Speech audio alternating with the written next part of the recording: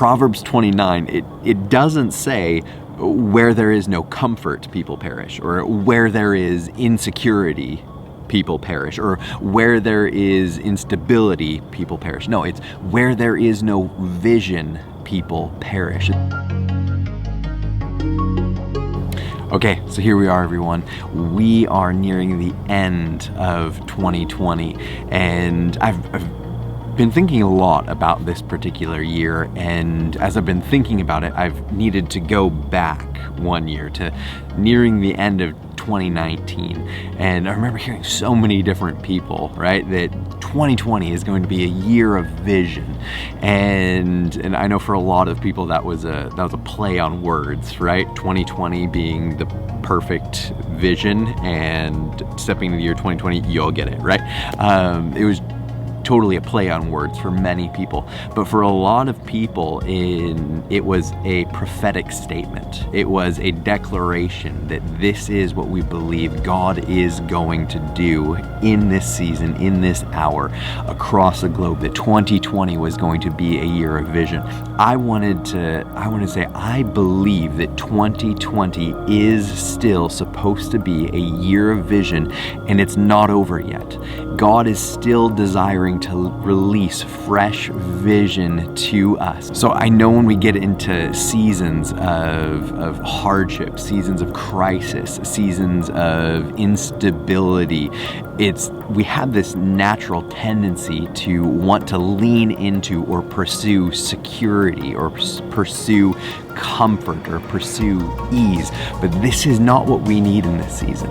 What we need in this season is vision. So Proverbs 29, it doesn't say where there is no comfort, people perish, or where there is insecurity, people perish, or where there is instability, people perish. No, it's where there is no vision, people perish. And this is a season on every level, whether that be for yourself personally, whether that be for your family, whether that be for your community, for your church, for your state, for your town, for your city, for our nation, for the globe. I believe it's the same across the board. It doesn't matter what sphere of society you're functioning in, whether you're in government, whether you're in religion, whether that's in media, whatever it might be.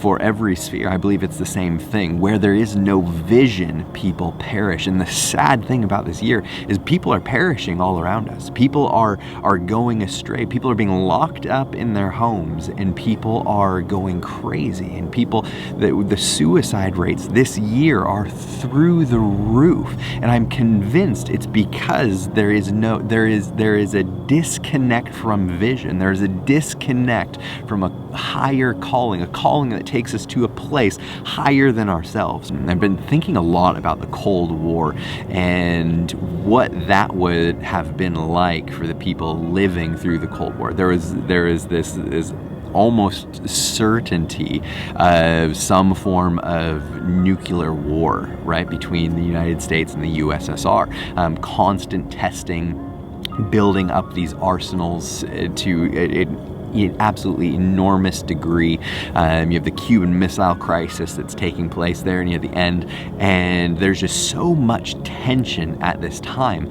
But what was the predominant message coming from our government?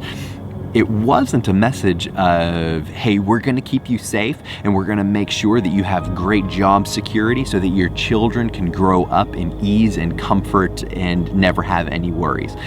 That wasn't the message at all. The message actually was very unique. The message was full of vision, and the message was, we're going to the moon.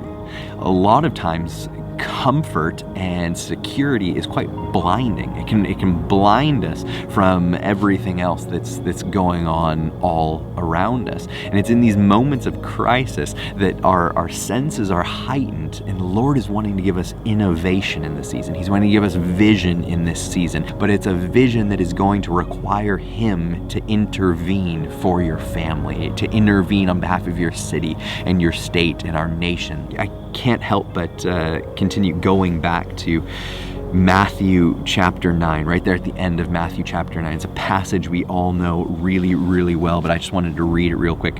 It says, Verses 35 through 38, Jesus went through all the towns and villages, teaching in their synagogues, proclaiming the good news of the kingdom, and healing every disease and sickness. When he saw the crowds, he had compassion on them because they were harassed and helpless like sheep without a shepherd. Then he said to his disciples, "The harvest is plentiful, but the workers are few. Ask the Lord of the harvest, therefore, to send out workers into his harvest field." And I just want to declare, if there's a vision that you are needing in this particular season, grab some vision out of Scripture. Grab some vision out of Matthew chapter 9. The harvest is plentiful.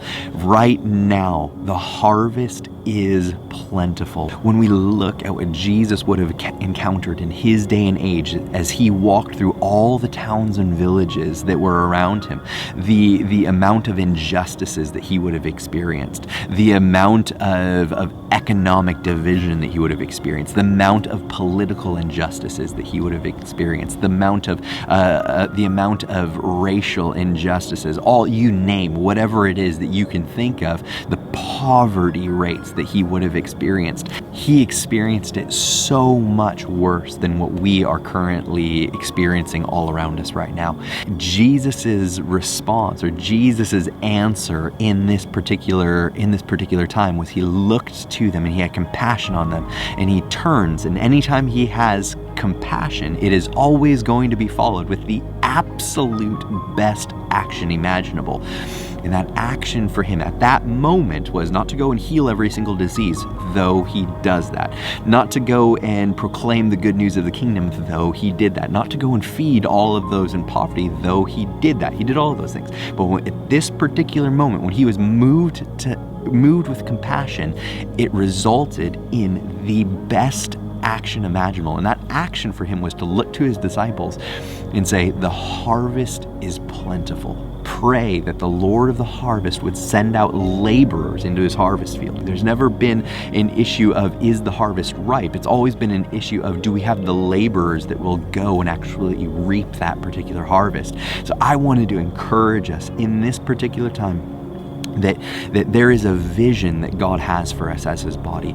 People are harassed and helpless like sheep without a shepherd all around us. And the Lord is wanting to encounter people. The Lord is desiring to bring freedom, to bring life. But he's needing laborers that would go. And so would you take up a vision that is beyond yourself? Would you take up, maybe there's something he's already speaking to you. If he is speaking something else to you, man, drop that in the comments below. Let me pray with you. I would love to stand with you in whatever that vision is. But I'm believing he's wanting to give us vision for something beyond ourselves in this season. The Hebrew says to the degree that you're willing to seek him is to the degree that you'll find him. I'm believing right now, to the degree that you're willing to run after a fresh vision from the Lord before 2020 is over, to the degree you're willing to run after that is to the degree you will find it. He is desiring to speak, and I think he's just sitting back waiting to see, are they desiring to hear from me? Are they desiring to listen? I believe we are. It's why you're here. It's why you're watching. If you made it this far into the video, you are that person. I believe it with all my heart. So let's press into him. Love you.